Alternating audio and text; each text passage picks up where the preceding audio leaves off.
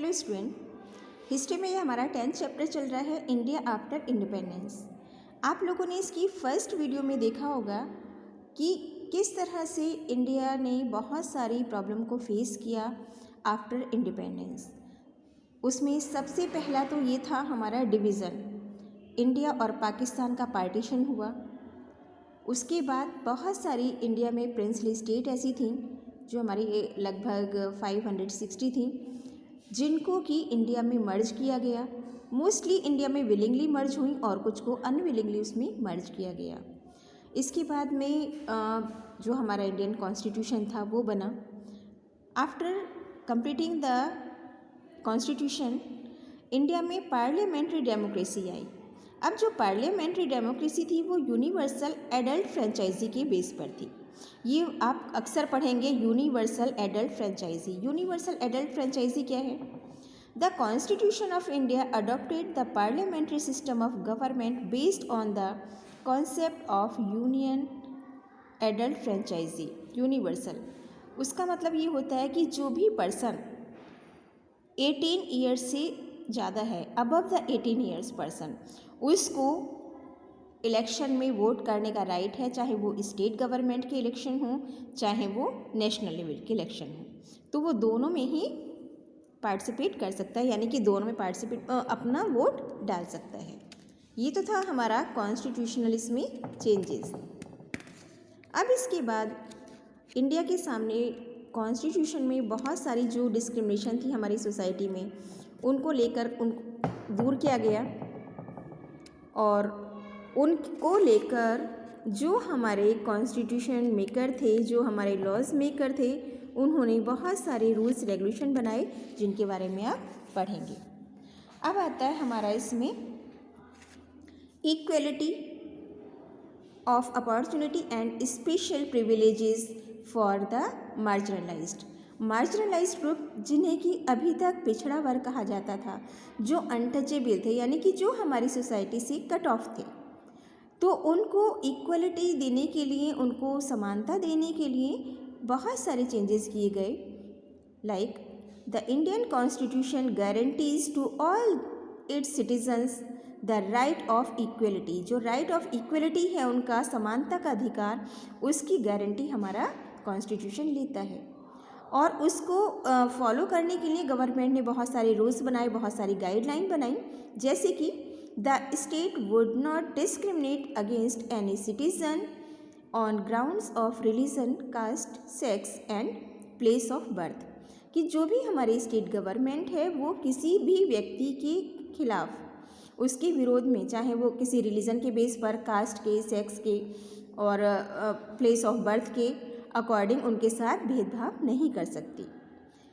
Next, the state acknowledges the existence of the poor and the marginalized and seeks to ameliorate their condition by according special privileges to them। जो हमारे यहाँ का weaker section था, जो marginalise section था, उसको हमारे constitution ने स्पेशल प्रिविलेज दिए, उनको मतलब एक्स्ट्रा बेनिफिट दिए। Next, the practice of untouchability was abolished and its practice in any form was forbidden। कि जो भी अनटचेबिलिटी, अछूत, कि जिन लोगों को अछूत समझा जाता था, तो अनटचेबिलिटी हमारी अबॉलिश हो गई, यानी समाप्त हो गई। अगर कोई इसको प्रैक्टिस में लाता है या किसी के साथ इस तरह से भेदभाव करता है तो ये माफ़ नहीं किया जा सकता। लास्ट पॉइंट है इसमें हमारा, some marginalized sections of the Indian society have been accorded special privileges। जो marginalized हमारा सेक्शन था, हमारी सोसाइटी थी, उसको हम इंडियन गवर्नमेंट ने, हमारी सोसाइटी ने कुछ स्पेशल लाभ दिए, उन्हें बेनिफिट दिए। By reserving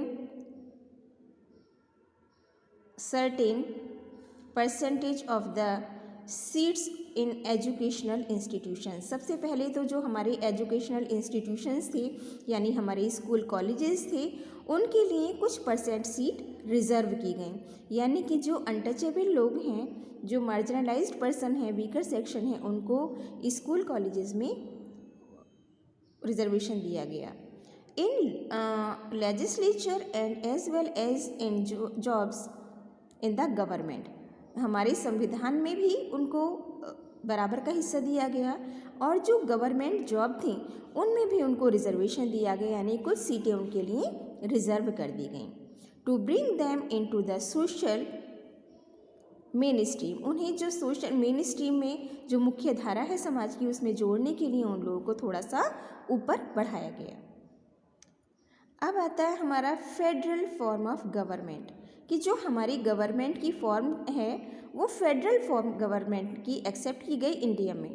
the constituent assembly agreed that the federal form of government would be best for India. जो हमारी कॉन्स्टिट्यूशन असेंबली थी उसने इस बात पर सहमति जताई कि फेडरल गवर्नमेंट ही इंडिया के लिए बेस्ट है। अब ये प्रश्न आता है कि ये फेडरल गवर्नमेंट क्या चीज़ है। In a federal government there are 2 और more than 2 levels of government. Federal government का मतलब होता है कि गवर्नमेंट के 2 या 2 से ज़्यादा लेवल होते हैं, जैसे हमारे यहाँ स्टेट गवर्नमेंट और सेंट्रल गवर्नमेंट। तो इस तरह से जो डिवीज़न होता है उसे फेडरल गवर्नमेंट बोलते हैं। The 2 levels of government were to be called the central level and the state level. अब हमारे इंडिया में जो कॉन्स्टिट्यूएंट असेंबली थी उसने जो ग्राफ तैयार किया उसके अकॉर्डिंग जो इंडियन गवर्नमेंट के 2 लेवल्स हैं वो एक तो सेंट्रल गवर्नमेंट कहलाया और दूसरा स्टेट गवर्नमेंट कहलाया। The constituent assembly distributed the powers between the 2 levels of government through the union, state and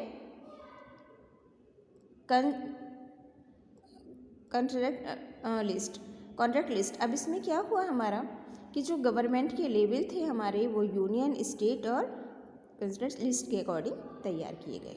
तो ये तो था बच्चों आज का। प्लीज़ मैं सभी बच्चों से ये रिक्वेस्ट कर रही हूँ अपने स्टूडेंट से कि जो आपकी बुक है आप अपनी रीडिंग कंटिन्यू रखिए। जब आप रीडिंग करेंगे जब ही आपकी समझ में चैप्टर आएगा बेटा। Reading is must for all the students. If you feel any problem in the chapter and explanation you can consult me. Thank you.